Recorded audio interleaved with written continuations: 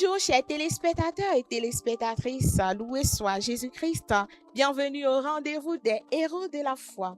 En ce 18 juillet, l'Église fait mémoire de Saint Frédéric d'Utrecht. Les saints de Dieu s'avancent vers le roi des cieux, à leur signe de joie, il célèbre sans fin celui qui donne vie. Frédéric naquit vers l'an 780 en Frise, dans l'actuel Pays-Bas, au sein d'une illustre et noble famille.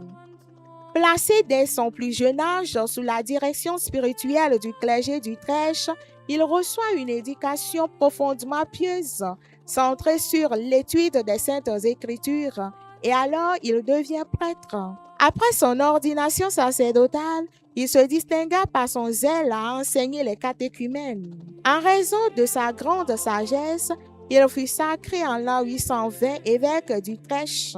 Il a parcouru les zones les plus dangereuses de son diocèse pour extirper le paganisme et a réformé les mœurs, a combattu courageusement les mariages interdits.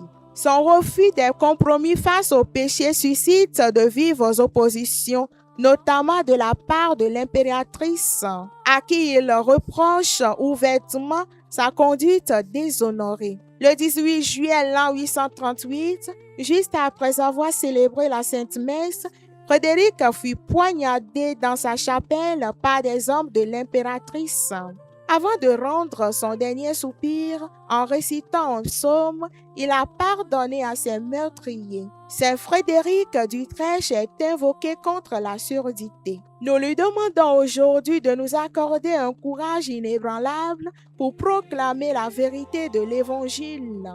Que sa protection enveloppe tous les missionnaires de l'Évangile et te couvre toi aussi, mon frère, ma soeur, qui fête ton anniversaire, ta fête patronale ou un événement en ce beau jour. Très belle fête à toi. Merci et à demain pour une autre histoire des saints. Les saints de